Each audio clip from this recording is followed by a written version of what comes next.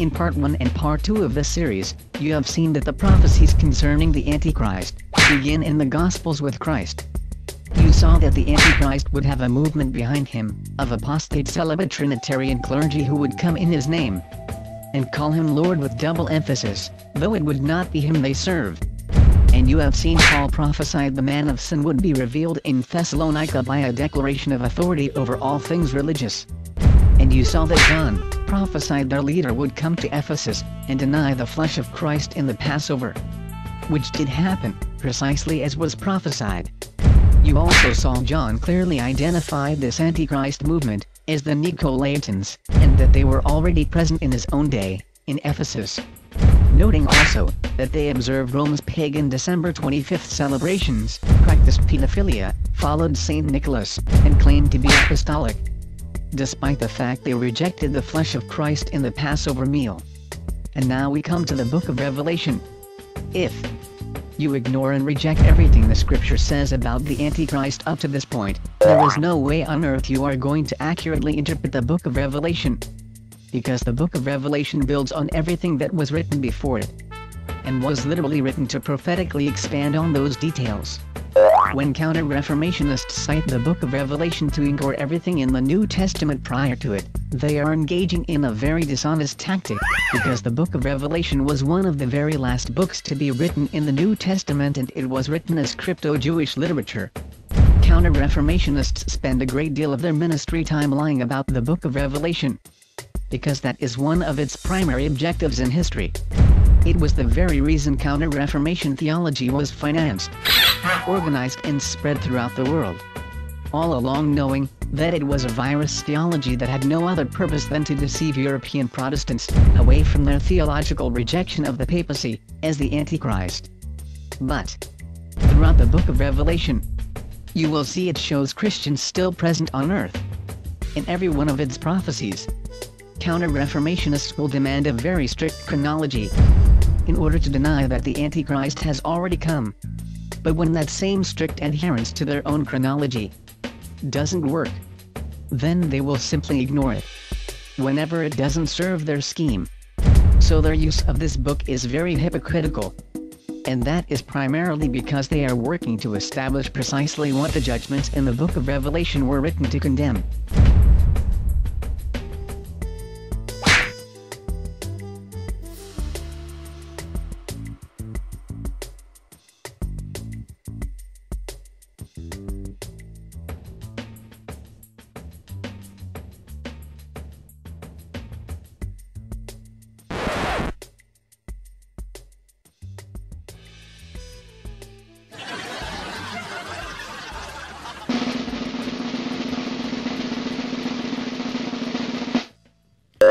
When is the Antichrist going to make his appearance? Read my lips. After the church is gone.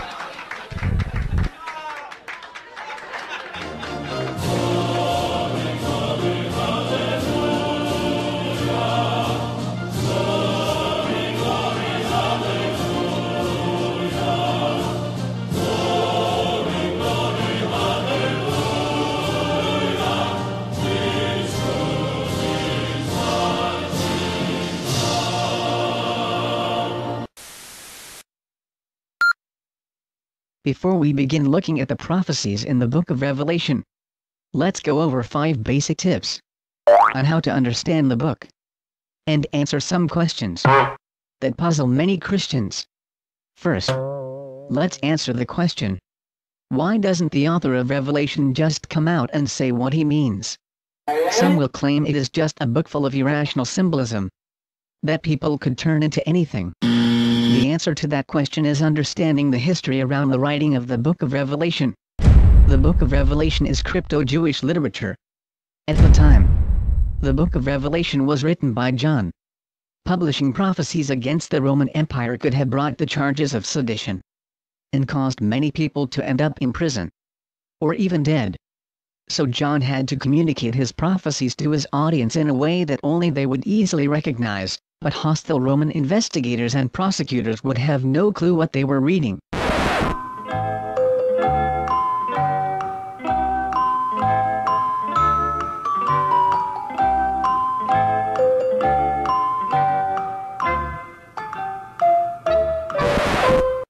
The same technique is found used by many persecuted groups throughout history.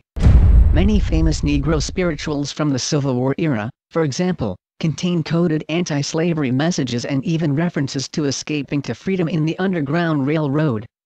The same form of coded messaging takes place in the book of Revelation. But the audience to whom John is writing to are Jewish believers. And thus, he uses references that would be uniquely very familiar to Jewish believers of his day, in his circle of disciples, friends and family.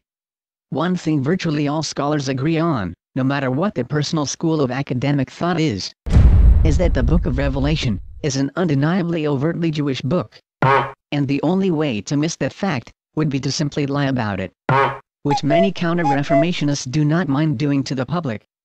But the judgments in the book of Revelation are all based on the Jewish biblical feasts and holidays. The book begins with a reference to Hanukkah because Hanukkah was known as the winter festival. The alternate summer festivals in the Jewish calendar, beginning around Passover, had been seen as prophetically fulfilled in Christ's atonement and subsequent Pentecost. The book of Revelation begins with the winter feasts and festivals, placing a very clear emphasis on Jewish culture and religious practice. Immediately after the Hanukkah texts, it moves to La Shana Shova, and the common greeting during that time, may you be sealed for a very good year. In this section we have the sealed judgments. The fate of a Jew for the following year was thought to be sealed in the days of Awe, or Yom Kippur. After this comes Rosh Hashanah and the blowing of the shofar referred to as the trumpet judgments. Then comes Yom Kippur, or the bowl judgments followed in order with Sukkot, or the Feast of Tabernacles. So John's entire prophecy in Revelation was a prophecy based on events during the Jewish calendar year. Secondly, as you will soon see, even though the book of Revelation contains a lot of symbolism in it, its prophecies are actually not that complicated or difficult to understand. It is artificially made controversial and complicated, for several reasons, which have more to do with political and social agendas than the actual text of Revelation. Counter-reformation theological and political agendas routinely employ intentional deception when telling audiences about the contents of this book. So obviously, if your goal is to deceive an audience, there is not too much clarification you will be provided from these sources. 2. Frozen institutionalized views from various points in church history cause partisan zealotry over points that may be just simply wrong. And the most recent scholarship and discoveries on the subject may be just rejected out of hand, without any examination or consideration.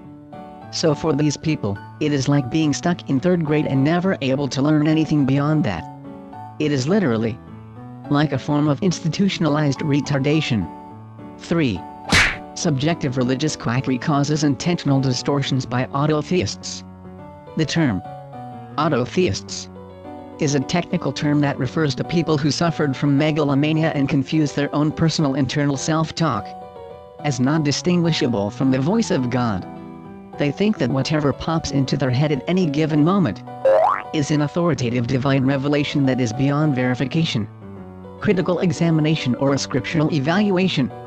Sometimes, autotheists will spawn religious movements in their name, and their followers consider their interpretation of revelation given to them through these means to be inerrant, infallible and beyond question.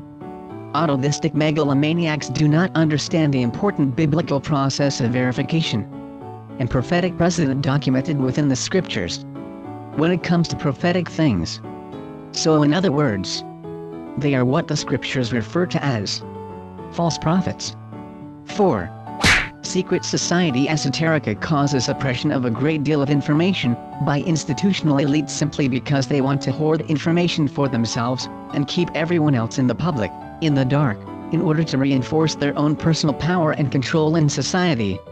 When members of these societies are running religious organizations, whenever something is discovered, it's just buried under some religious-sounding slander to keep anyone from finding out about it.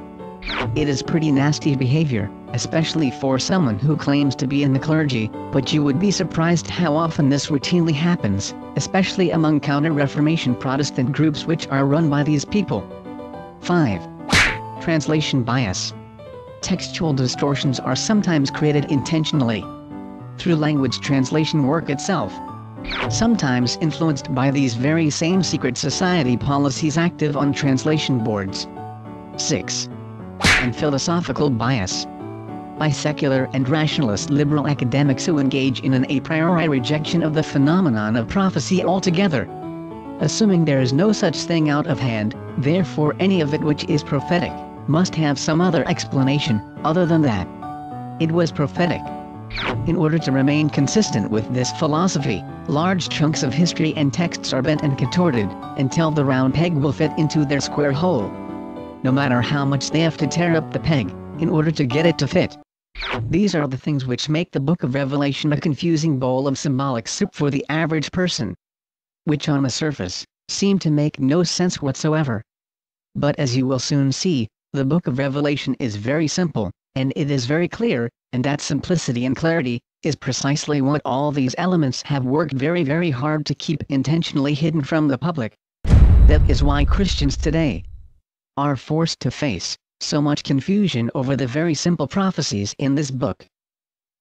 Actually, if instructions are followed, which are placed at the beginning of the book itself, on how to interpret its symbolism, according to its own author, then it becomes a fairly simple set of prophecies to understand and follow throughout history. We know they are prophetic because they are written before the events happen, and we know they refer to these events, because the author establishes a method of dating the time frames for his own prophecies, so they cannot be misunderstood, unless you just choose to willfully do so, as so many do. 4. The classical Reformation historical approach to the Book of Revelation.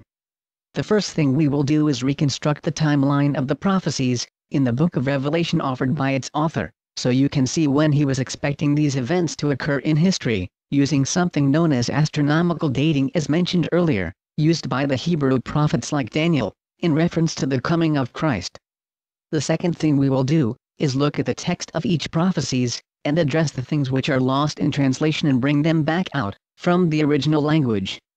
Then after we establish the timeline of the prophecy, and what the original language is really describing which should occur in that timeline, we will look to see if it is still past, present or future from our point on that timeline, and if it is past, what actually happened, to see if, and how, that particular prophecy was actually fulfilled.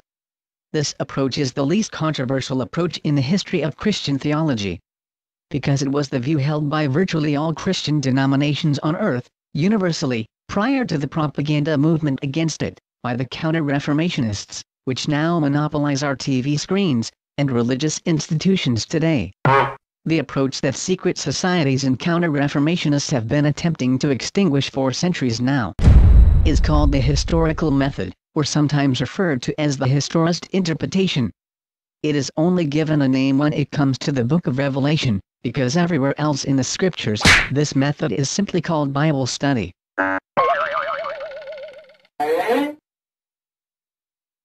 As every student in any Bible college or seminary knows, Bible study is a term that means you look at texts in scripture through three lenses to see the whole picture. This is the grammatical, historical, contextual method, taught to every first-year Bible college or seminary student. It is the normative scholarly method of studying any literature in history, not just the Bible. First you look at the grammar and language of the text itself. Then you examine the historical setting, including historical use of terminology and the historical motivation for the writing. You also research the use of cultural idioms and expressions of speech. And you place that information that the author is discussing in context with the immediate text, and with the rest of what he said on the same subject as well, including how he is defining his own terms, and using certain words and phrases. When this method is applied to the Book of Revelation, it is given the name, the historist interpretation, but throughout the rest of the Bible, it is just called the rules of basic Bible study. This is the same classical approach, called the historical method, which will be used to address the Book of Revelation in this video, and it is the same approach to the book that has been used throughout centuries by classical Christian scholars. The only thing, which will be added to their previous work, will be additional information on how right they actually were, which we now know from modern discoveries in science, astronomy and archaeology, all of which will point directly back to the absolute validity of the most classical interpretation of Revelation in existence, the historical method. And one of the reasons it is being shared in this video, on the subject of the Antichrist, is that it is information that should be shared with every Christian on earth, and even the secular public. But unfortunately, just like the information covered in the first two videos concerning the Antichrist, it will probably be the very last thing they will ever get to hear. Because today, America's religious institutions and television sets are completely dominated and controlled by Counter-reformation propagandists.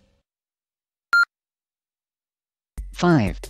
Getting back to the original language. Before we begin, we have to cover some translation issues. The English text misrepresents the original language text in a few places. Unfortunately, there are some mistranslations and misunderstandings about biblical expressions that not only keep reappearing in translation works and commentaries, but are even cited as textual proofs to justify counter-reformationists' theological claims. Any counter-reformationist who has any theological training at all will know they are openly appealing to an open deception when they do that, but they will still do it anyway. Here is a short list of translations and expressions they will commonly cite as proof that none of the things in Revelation have ever occurred yet, and this will explain how they are intentionally misrepresenting the words of the author. 1. The term, the earth. It is both a phrase and a concept which is referred to by counter-reformationists all the time in justifying their distortions of the Book of Revelation.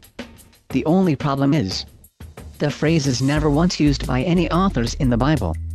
How do you know? Because the term earth is an anachronism. It was developed later in history. The term in the Greek simply generically says, the land. It can refer to anything depending on its context. So when you see the word earth, ignore it and replace it with the term land. This mistranslation is always cited to justify claims that a prophecy cannot be fulfilled unless it covers the whole earth, or occurs in regard to the whole earth, yet Revelation in the Greek never makes any such statement. The term is land. Nothing more is there in the original Greek. 2. The term, all. The Greek term can be translated into English as all, but the English leaves out a very important component of the Greek equivalent all. In Greek, the term all was used both quantitatively, meaning all of something, as in every last single one, or it can mean qualitatively, as in meaning all kinds. Most occurrences in the New Testament occur in the qualitative, not quantitative, use of the Greek. So that means, in most cases, you are not reading all as in every single last one, but of all kinds. Here is a good example of what a qualitative use of the Greek looks like. The love of money is the root of all evil. Obviously, Paul knew there was no money present in the Garden of Eden with Adam and Eve when he wrote the text. And he does cite the occurrence of sin in the Garden of Eden himself in the absence of money. So it is obvious he knew some evils do come from other sources than love for money, which didn't even exist at that time. But he is using the qualitative use of the Greek, which should be more accurately translated all kinds of evil, not all evil. Because in English these two statements have two entirely opposite meanings. So be careful when you hear counter-reformationists claiming a prophecy has not happened because it didn't affect all people or occur in all the earth in both instances. They will be citing language that either literally does not even exist in the original Greek, or is grossly distorted from the author's intent with the term. 3. The phrase, star,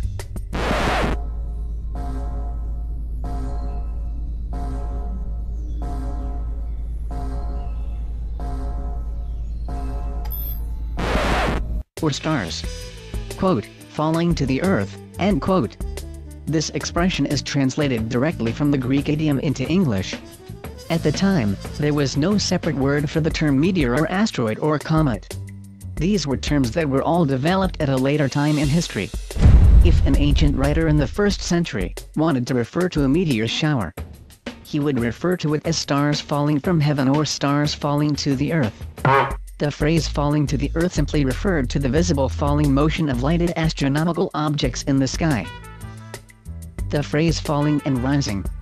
This phrase was used to describe ascent and descent of astronomical bodies, which John will naturally call stars, sometimes referring to a constellation, prefaced with the term great or a moving astronomical phenomena, such as a meteor shower, using the plural of the term stars. So the reference in English to a star rising or a star falling or a great star rising or falling, or stars, plural, falling, refer to astronomical movements in the sky, either ascending from the horizon, or descending toward the horizon. These terms are used throughout the book of Revelation, because John uses something known as astronomical dating for his prophecies, which means you can literally locate the event on an historical timeline by matching the astronomical location of his references. This information is fully known by counter-reformationists and simply dishonestly withheld from their audiences because it does show once again that John was referring to many events on the historical timeline which have clearly already occurred.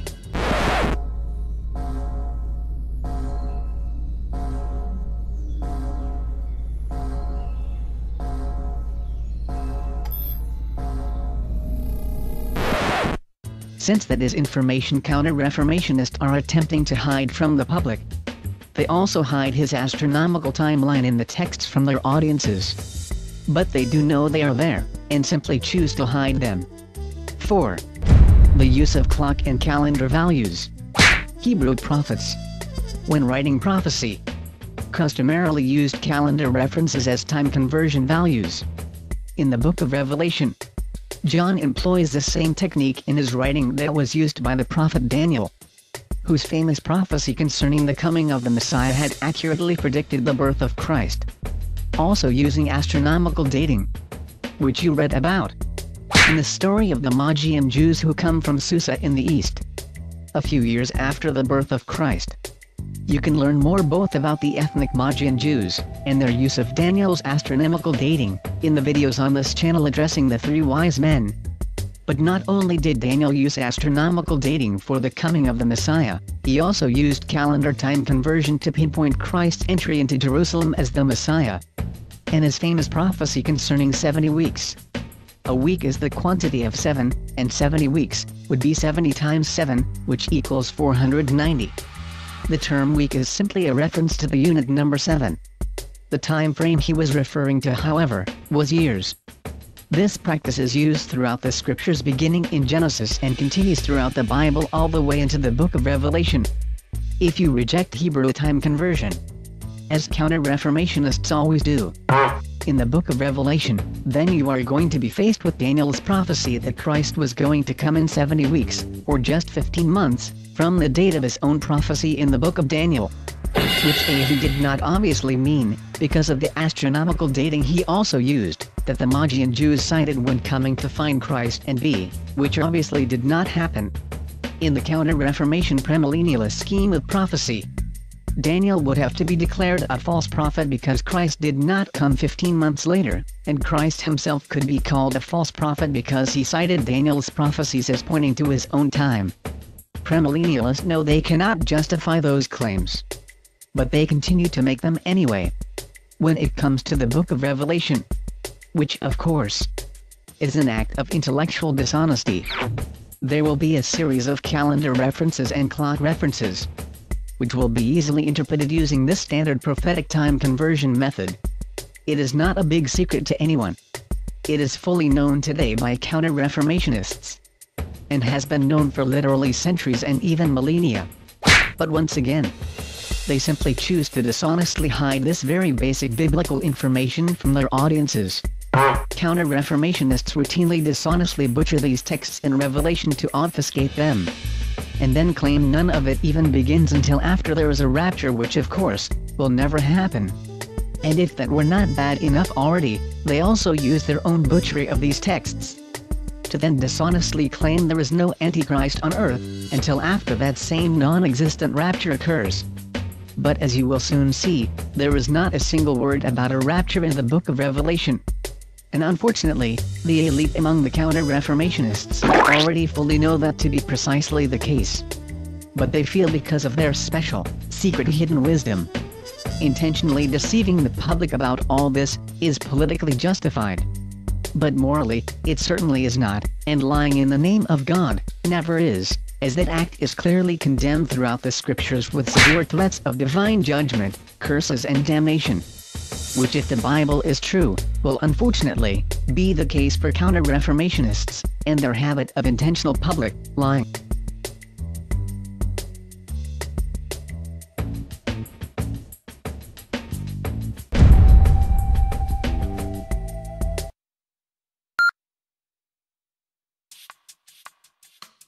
Another two translation words into English that must be addressed before really understanding the book of Revelation are the words angels and church, as these two terms are repeated numerous times throughout the book of Revelation.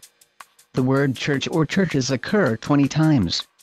The word angel or angels occur 76 times. Added together, they occur 96 times in the book of Revelation, so failing to understand what these two terms are, means you will always fall hopelessly short of ever understanding this book, where 96 times a word is used that makes you think of precisely the wrong things.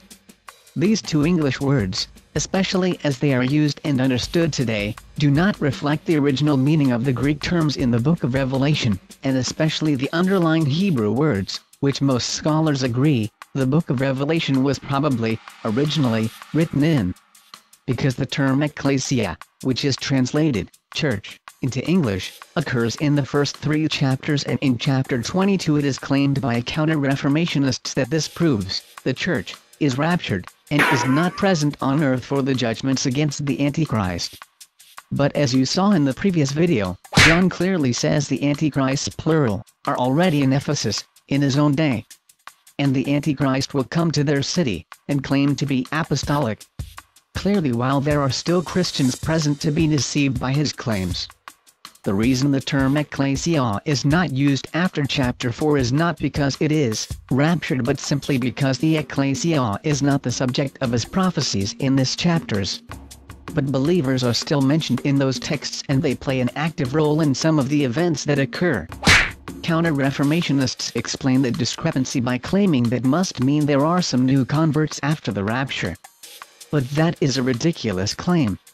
New converts would hardly be capable of doing some of the things that are described, and furthermore, they also claim that the Holy Spirit is taken from the earth, so how precisely do people become new converts, when there is no Holy Spirit on the earth to convict them? Which according to the New Testament, cannot happen.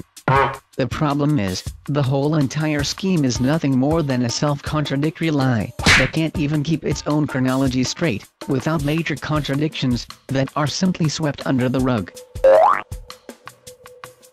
Our word church does not come from the Greek term, ekklesia, used in the New Testament that it is used to translate. In fact, if you do research on the etymology of the term church, it comes from the late Greek terms, doma, and kurios. Not the Greek term, ekklesia, it is used to translate. And doma kurios means something completely different than ekklesia. And they're in fact, even two entirely different expressions. Doma means house and kurios means Lord. Doma kurios is the Greek expression for the Lord's house, which primarily refers to a temple, or shrine of worship.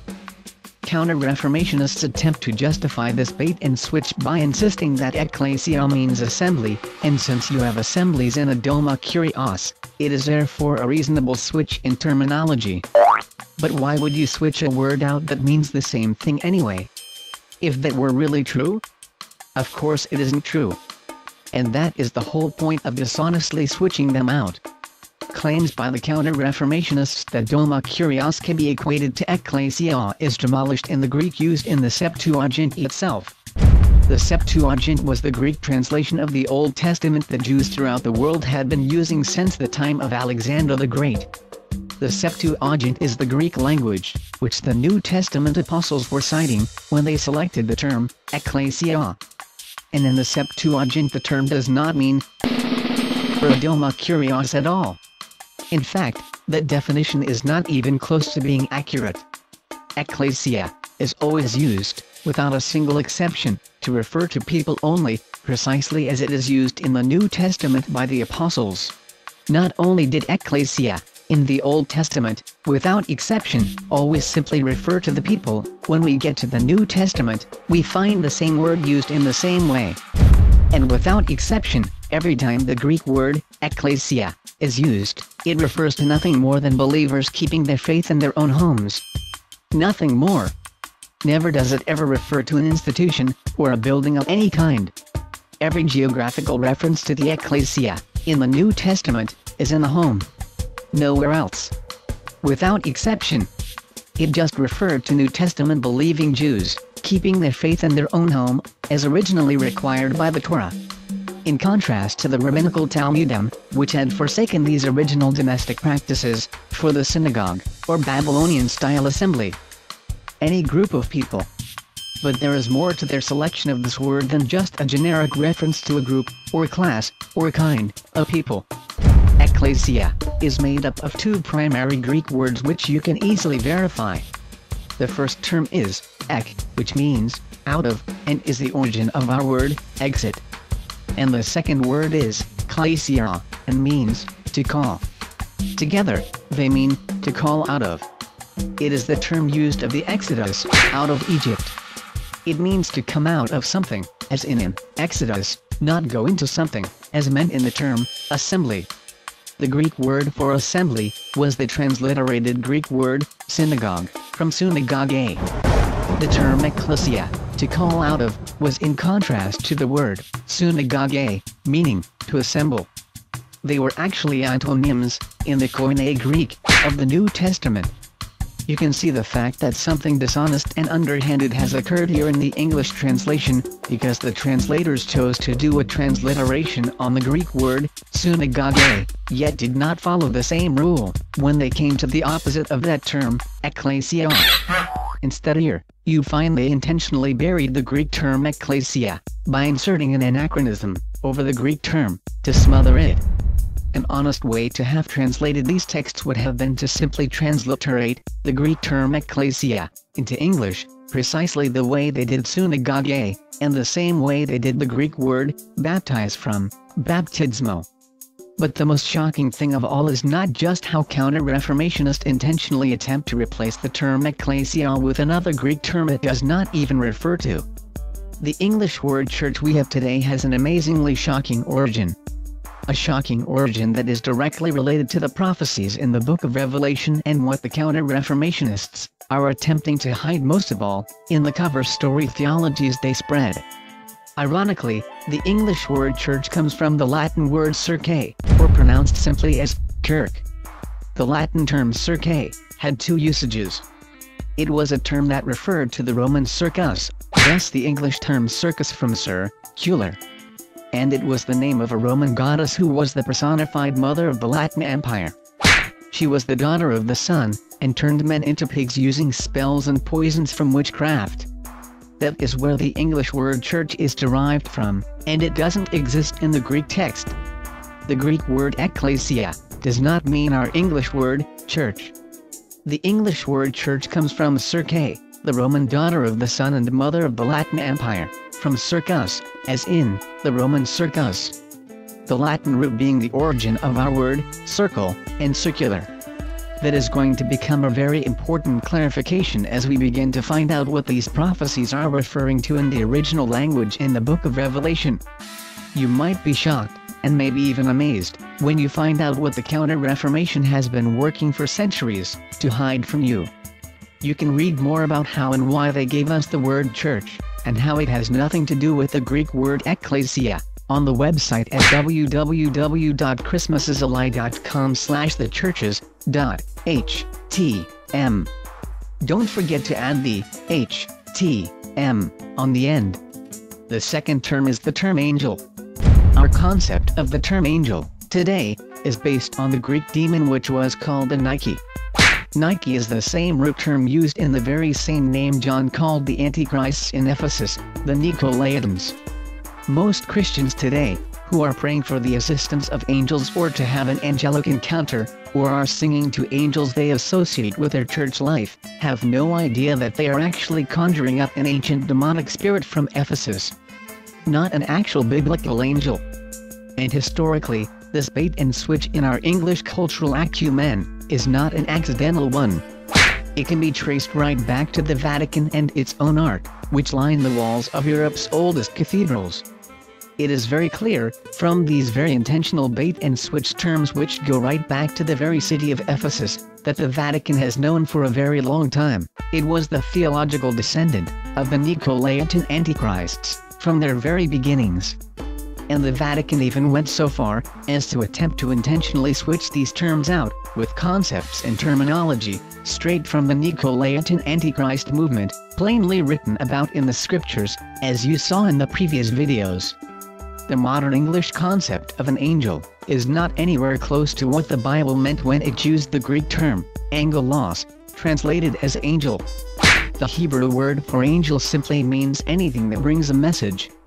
It could be referring to a spirit, or even just a person, or even an animal like a donkey, or an inanimate object like a bush, that serve as physical conduits for any message from a spirit of God. It just meant the equivalent of our modern word, message, or messenger. Anyone or anything that brought a message from God, was described by the Hebrew word, malach, which is translated into Greek as angelos, and into English as angel.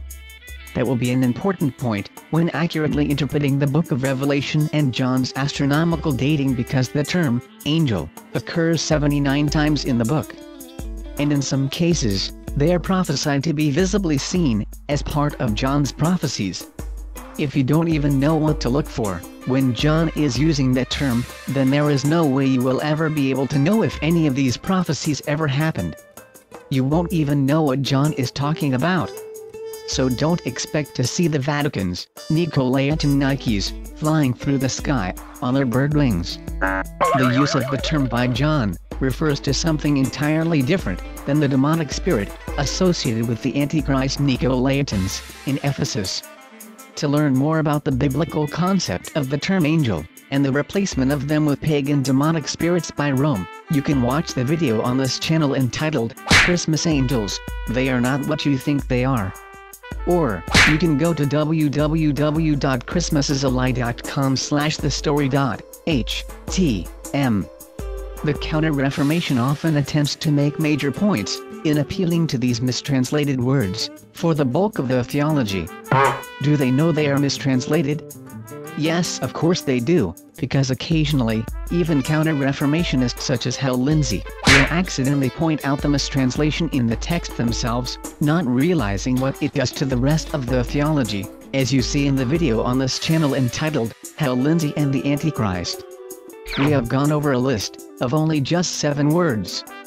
Just 7 words, where Greek is either mistranslated into English, or the definition of a modern word now used, has been changed to mean something completely different. But between the usage of those 7 misleading words or erroneous concepts, they occur 244 times throughout the book of Revelation. Many directly in John's prophecies. The book has a total of 440 verses in it. If you take 244 and divide it by the total number of verses in the book, you will get over half the entire book. Literally 55% of the entire book. That is why you must examine the original language when discussing the book of Revelation. Otherwise, in the example of just these 7 words, you have half the book of Revelation with words that were literally put into the author's mouth. Literally reading things he never wrote into this biblical text. And because the proper use of the Greek lexicon definition in many cases is contextually sensitive, you must look at each text individually, to understand what the author is intending to communicate to his first-century audience. So, here is our glossary of term corrections to understand the book of Revelation. They will be referenced again frequently as we progress through John's prophecies. But unless you use these corrections when you read the book of Revelation, it really will appear to be nothing more than ink blots to a modern reader, precisely as many of the elite counter-reformationists and their secret societies wish it to remain. So you can already see from just these two-word corrections, even if there were a rapture at all, nowhere in the book of Revelation are there ever any prophecies about a future rapture of the church, because the term church is not even in the New Testament, in the original Greek. In fact, it is quite an opposite to the term ecclesia it is used to replace. And secondly, the Nike spirits from the Nicolaitans at Ephesus, with the bird wings, that we now call angels, and that fill all these cathedrals and churches in Europe, and even in America, might even prompt a first-century Jewish writer to sarcastically call these things birds, and the cathedrals and churches that they will line the walls of a bird cage. Which incredibly, John actually does precisely that, in Revelation chapter 18 verse 2. But if you think those birds are angels, and the church which houses them is going to be raptured, it is obvious, not only will you not be able to see the meaning of more than half of John's prophecies in Revelation, and how they are connected to the Nicolaitans, which he called antichrists, in Ephesus. You might even get the exact opposite message of what John was writing to his original audience. And that is, without any doubt, precisely what the counter-reformationists are intentionally attempting to do. If you are a Christian, you should seriously ask yourself if you should be sending money to religious leaders like that, or be trusting your soul to them with your eternal state. The scriptures, and its apostles and prophets, highly advise you against such activity, beginning with Christ himself. Christ warned that the broad way leads to destruction. Nothing about that truth has ever changed. If your pastor is a counter-reformationist and teaches theology from the counter-reformation, the truth is, you would be much better off spiritually, just worshiping God at home, and giving your offerings directly to the poor, beginning with your own family, as Christ taught. Because as you will soon see, the counter-reformationist deceivers are precisely the people the book of Revelation was written to prophesy against. That is why they work so hard to hide its contents from the public.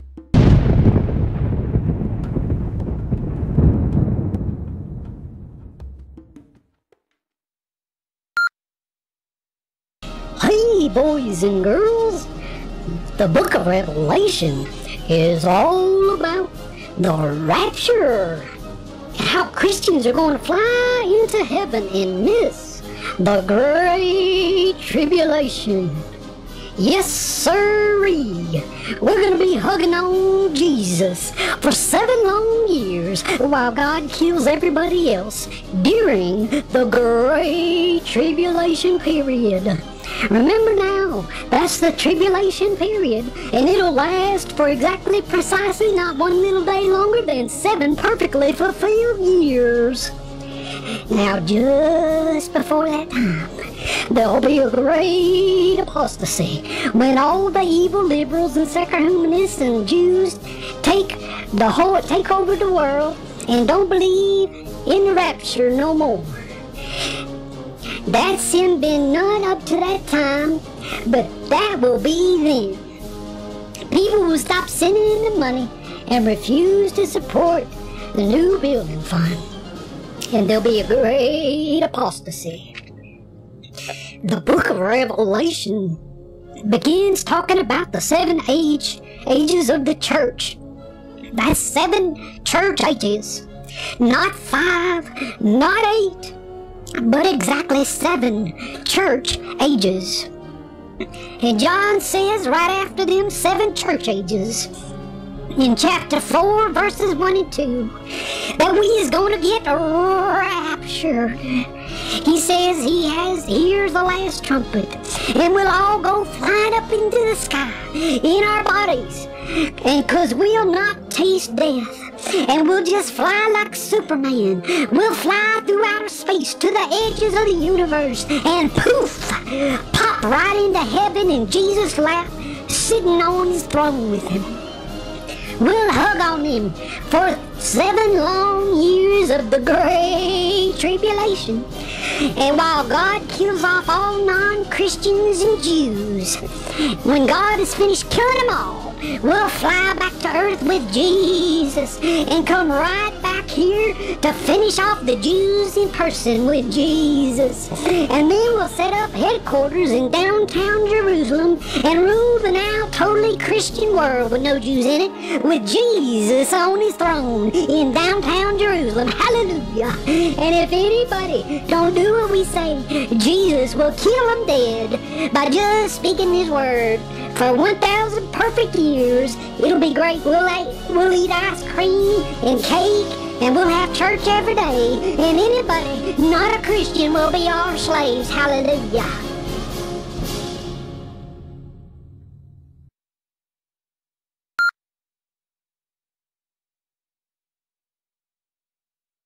According to modern textual criticism scholars, the Book of Revelation was first written beginning with chapter 4 through chapter 21.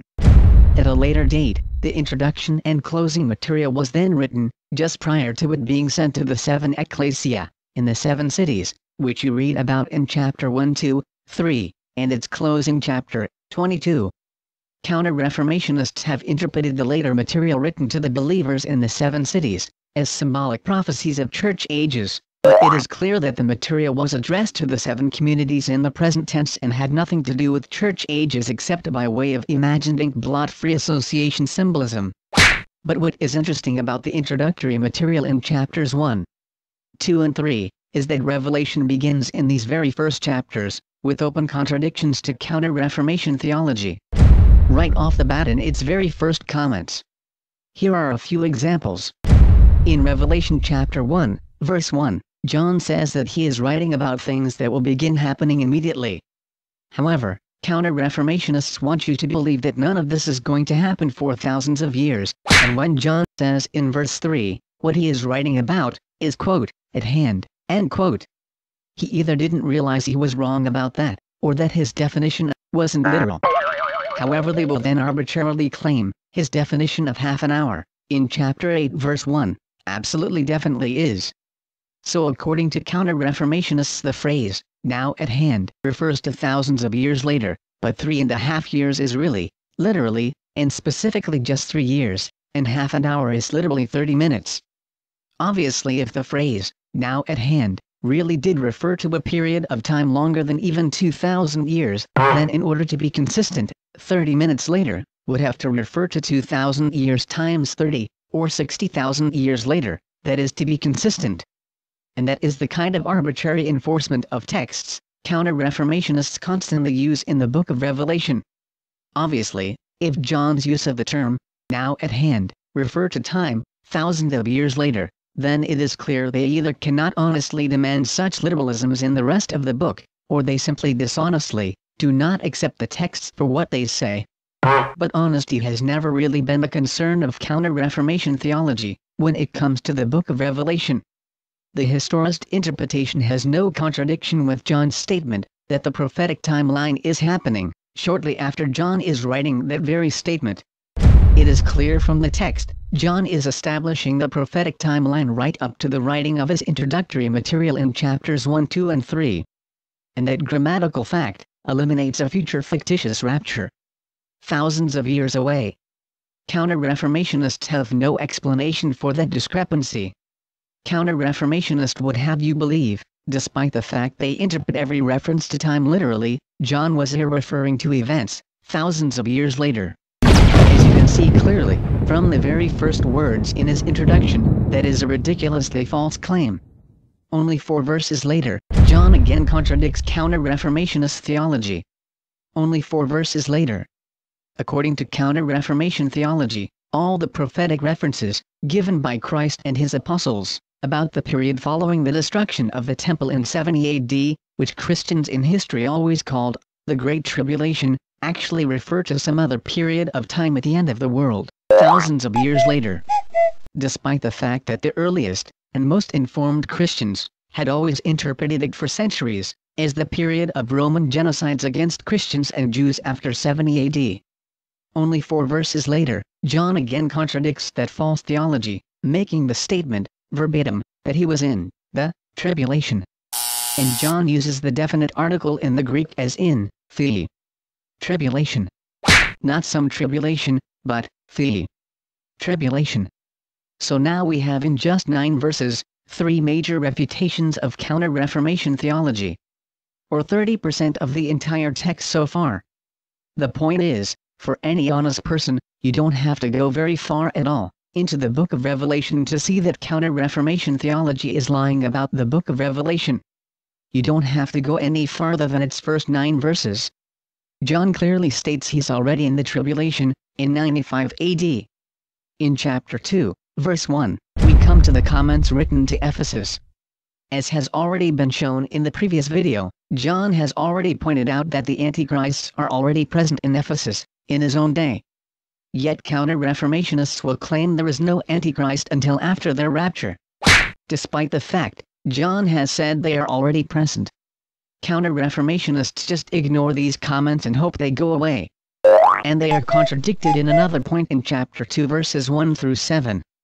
Counter-Reformationists claim there is no apostasy until around the time for the rapture, which will be thousands of years in the future, but John says in his first address to Ephesus, apostasy is already happening in 95 AD. So in chapter 2 verses 1 through 7, along with the material from 1st and 2nd John, we see 2 more contradictions again, to Counter-Reformation theology's unbiblical claims. In chapter 2 verse 8 through 11, John addressing the community at Smyrna, once again mentions the presence of tribulation, in the present tense. Nothing thousands of years down the road. And once again, another obvious contradiction with Counter-Reformation theology. In chapter 2 verse 12 through 17, John addresses the community of believers at the city of Pergamos. He mentions the community is split and some are with the Nicolaitans. Remember from the previous video, this is the same group he calls Antichrists plural. Obviously in existence in his own day, and there is a major apostasy taking place in Pergamos with people identifying themselves with the Antichrists from Ephesus who are also in the city of Pergamos. So here is documented in the text of the New Testament, an entire theological movement that is not even supposed to exist, according to Counter-Reformationists. So, once again, they just pretend they don't see anything, when they read these texts. In chapter 2 verses 18 through 29 you will see Counter-Reformation theology contradicted again. There is not only apostasy underway, but the threat of tribulation coming to them, if they do not repent. The average lifespan is only about 72 years today, it was even less back then. For them to live long enough to be punished with the tribulation, according to Counter-Reformationists, they would have to live at least another 2,000 years.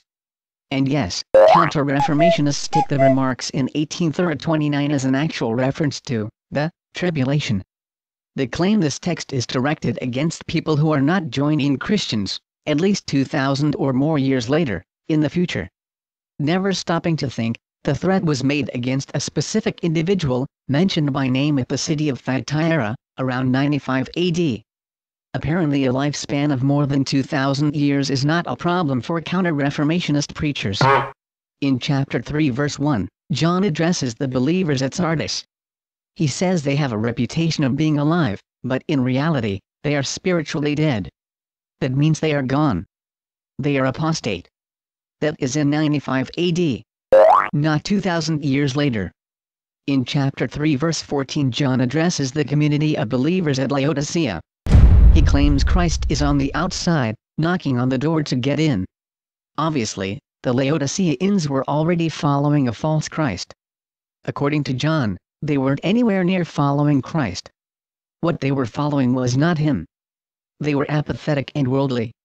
The charge they were lukewarm and would be vomited out of his mouth was a very embarrassing reference to pagan Roman culture which apparently the Laodiceans were participating in. At the pagan Roman festivals, such as Saturnalia, gorging oneself with food was encouraged. There were special areas at the pagan arenas called vomitoriums.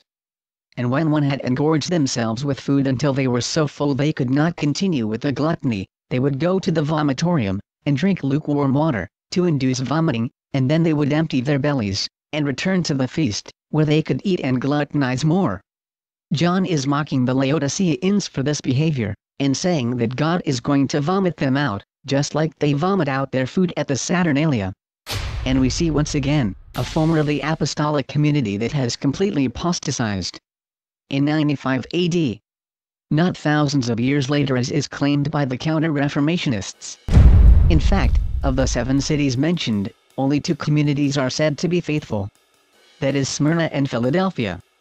That is a 57% attrition rate. And of the 2 faithful communities remaining of the 7, one is said to be facing a potential extermination. That leaves actually only 1 in 7 remaining, meaning John is describing an 85% attrition rate by apostasy or extermination, under his own apostolic ministry, as early as 95 AD. Which according to Counter-reformationists, has never happened yet. And ironically, the 2 cities mentioned, Ephesus, where it was prophesied the Antichrist would come, and Laodicea, where John paints the picture of an ecclesia, that Christ is literally on the outside of, knocking on the door, just to get in, meaning the Laodiceans were already following a false Christ. These are the very 2 cities of the 7, where Rome held ecumenical councils. And the one city that John states is not apostate, Philadelphia, goes down in Rome's ecumenical church history as completely unnoticed. Despite the very words of the risen Christ about them being the pillars of his temple, penned by John. Can you imagine, literally ignoring the only city Christ said was true to him, and holding ecumenical councils in the very cities associated with following a false Christ, and hosting the coming Antichrist? When Counter-reformationists are confronted on all these lies, they will quote 2 Timothy chapter 4 verse 3, that the time will come when they will not endure sound doctrine, and cite it to people rejecting the contortions of Scripture. Yet for some strange reason, will not even think to apply that text to the most horrific period of human history known as the Papal Dark Ages, when millions of innocents were murdered because of intolerance for the truth, and people were literally burned alive for doing nothing more than simply reading a Bible. No. According to them, Paul's text refers to people who simply reject the theology of C.I. Scofield, one of the most egregious con artists in the history of religion. That is the fulfillment of 2 Timothy chapter 4 verse 3. Not the inquisitions and genocides of the papacy that resulted in the death of millions. Oh no. The text refers to your modern-day disagreement with their aberrant theology, only. Of course, it hasn't happened among the Counter-Reformation, because while the New Testament apostolic community was facing an 85% attrition rate, the Nicolaitans were the stated benefactors of that apostasy, and those exterminations. So, the book of Revelation certainly does not support their theological claims that no apostasy has occurred yet in history. It's happening before even the close of the New Testament. And the New Testament actually documents it, fully underway. Counter-reformationists like to claim that the disciples in the 7 cities represent 7 church ages, and then we get to Revelation chapter 4, and chapter 4 of Revelation is claimed to be all about the rapture. And that is where all the Christians on the earth are caught up into heaven, to be with Christ, and disappear from the earth, while the rest of the world goes into chaos, and the Antichrist, after being fully and completely absent for thousands of years, finally, at last comes. The only problem with all that garbage is that none of the material written to the 7 cities has anything to do with ages. They are words of prophetic confrontation and encouragement directly to the people in the 7 different communities. The prophecies are to them personally, in some cases even individually, not to some future age with some unknown ambiguous collective symbolic people. That is simply not what the text says. We get to the language in Revelation chapter 4, where the alleged rapture takes place. You will see it absolutely and clearly has nothing at all to do with any rapture of the church. Once again noting, church is a term which does not even exist in the Greek text. Inserting the rapture into the text in chapter 4 is once again reading the scriptures like they were created as an ink blot for a psychological, free association exercise. Because it violates every point of grammar in the text. And here in chapter 4, we have what the Counter-reformationists pin their entire theology on, in the book of Revelation, these 2 little verses.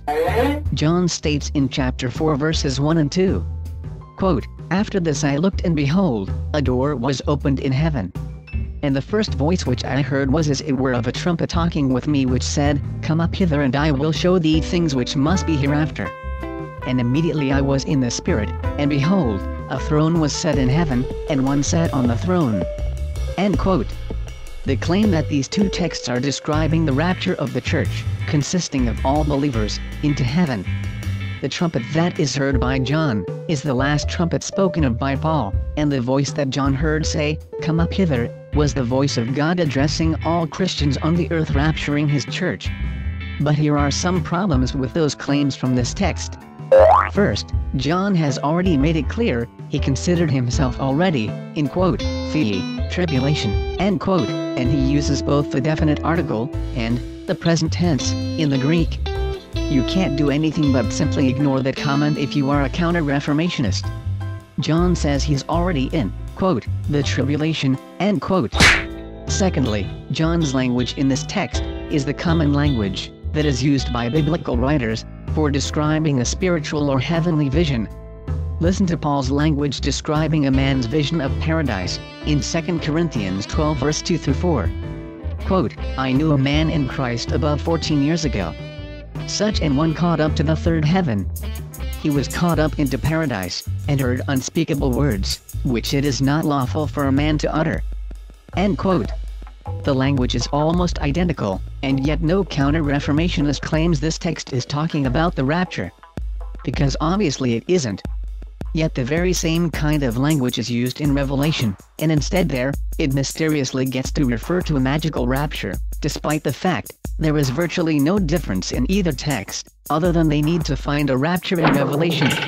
And so, that is the best place they can find to stick it. And in chapter 4 verse 2, instead of John proceeding with his description, after this alleged rapture, as though he is in heaven, he simply says he is, quote, in the Spirit, end quote. And apparently he hasn't gone anywhere. He says he looks and sees a throne, set in Uranos, which is translated as the English word heaven. But the Greek term, Uranos, is simply the Koine Greek word for sky. There were not two separate words in Greek for heaven and sky. In Greek, they used the same word to refer to both. How could he see a throne in the sky if he is in heaven beyond the sky? You can look at the sky if you are in heaven. The sky would be somewhere else. But he clearly says he is looking at the sky. Not from above it, but from right where he is on earth.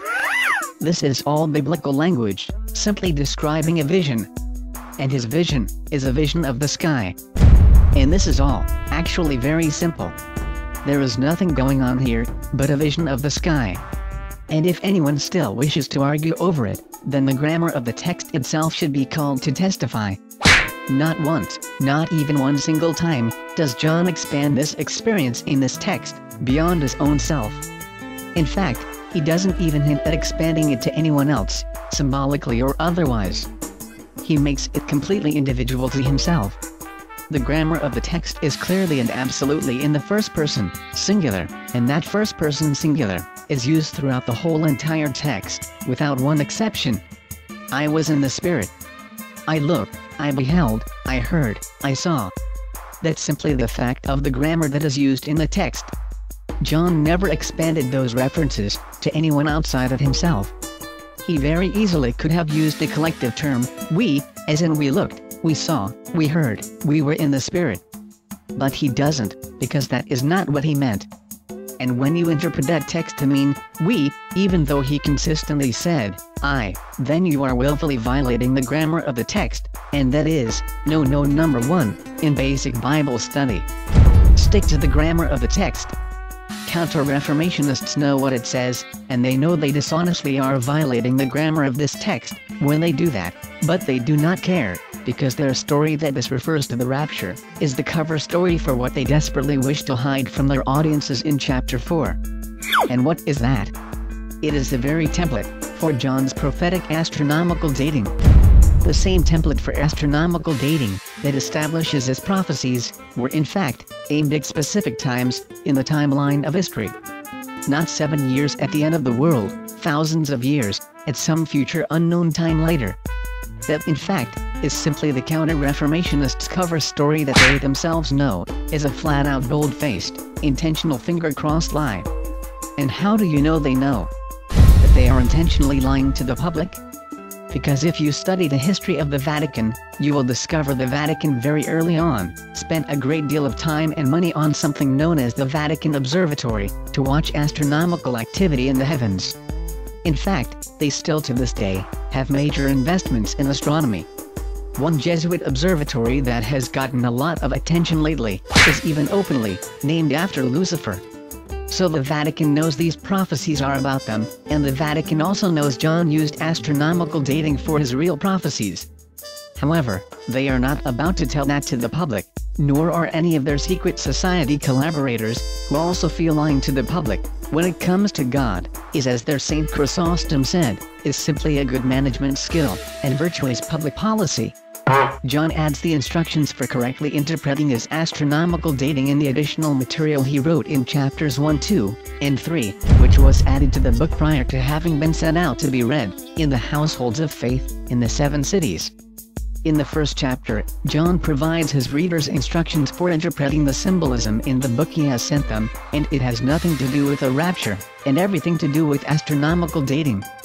In Revelation chapter 1 verse 20 he quotes a vision of the resurrected Christ explaining how the symbolic material in his book should be interpreted. Quote, "The mystery of the 7 stars which thou sawest in my right hand, and the 7 golden candlesticks. The 7 stars are the angels of the 7 churches, and the 7 candlesticks which thou sawest are the 7 churches." End quote. The 7 stars are the angels, meaning messengers to the 7 ecclesia. In other words, the stars send the messages. That is a clear reference to astronomical dating. The Magi said they knew the Messiah had been born because they saw his star. The astronomical occurrence of a certain stellar activity signaled the time frame for the Magi to know he had been born. The star sent the message. That is precisely what John is saying about the symbolism in the book of Revelation. The 7 stars will send the messages. A clear reference to astronomical dating. We know Jews believed the menorah in the Jewish temple correlated to the 7 stars, because we read in Josephus that was the case. At that time, the phrase the 7 stars was a reference to the 5 visible planets and the sun and moon. Or that is how it was interpreted. But today, we know there actually are precisely 7 planets, not including the sun and the moon. Including the sun and moon as stars is an inaccurate interpretation because they are spoken of as distinct from the stars. They were much bigger in the sky, so they had their own words. Everything else, however, was historically referred to by the term star, including the planets, meteor showers, comets, and asteroids. Everything else in the sky was simply referred to by the term star. The same linguistic practice is found in Royal Ancient Chinese and Korean records of astronomical activity from antiquity, which record ancient meteor showers, using the phrase in Chinese and Korean noted as stars falling. But despite the common name star for planets, the planets were recognized as distinct from all the other stars, because these were stars which rotated in cycles in the sky, and they visibly looked different in the sky. Because of this, they were given their own descriptive names that seemed to match something about their cycles or physical appearances in the sky. So now, when we read the rest of Revelation 4 you will understand what John will be describing and what the Counter-Reformation has spent so much time and money on, in order to hide. John is laying out a template, in the sky, complete with its own prophetic values, for interpreting his astronomical dating. And his vision is simply a vision of the sky he is about to describe with these new astronomical dating values. You have just seen that the 7 churches do not refer to 7 church ages. That the term church is not in the Greek text and comes from the Latin word circe, which was the origin of our term circus, and was the Latin goddess who was the daughter of the sun and mother of the Latin Empire.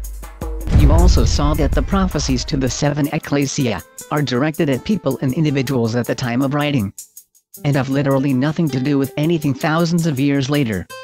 You saw that John clearly establishes the prophetic timeline of his prophecies during his very own time of writing, not thousands of years away. And that contrary to Counter-Reformationists' claims, John considered himself in the very day of his writing to be in the tribulation when he wrote the book. And that Revelation chapter 4 verses 1 and 2 definitely do not refer to any rapture of anyone's church, and that inserting such ridiculous claims into that text violates the actual grammatical construction of the text. In the next video we will be shown the actual astronomical template that the Counter-Reformation has been working for centuries to hide from you and the general public. And after that, you will be shown the timeline it creates for the unsealing of the first set of judgments, known as the sealed judgments. You will be amazed, and perhaps even shocked, by what the Counter-Reformation has managed to conceal from its victims in theology. And possibly after you see even just the first set of sealed judgments unfold, there will be no question left in your mind, the Antichrist has in fact come, a long time ago, even according to the very texts of the book of Revelation itself, which are supposedly all about the future only, according to Counter-Reformationists. And, precisely as the subject was explained by John in Revelation chapter 2 and in 1st and 2nd John, it is directly connected to the Nicolaitans, precisely as has been fully known, and even openly discussed, in history, for millennia.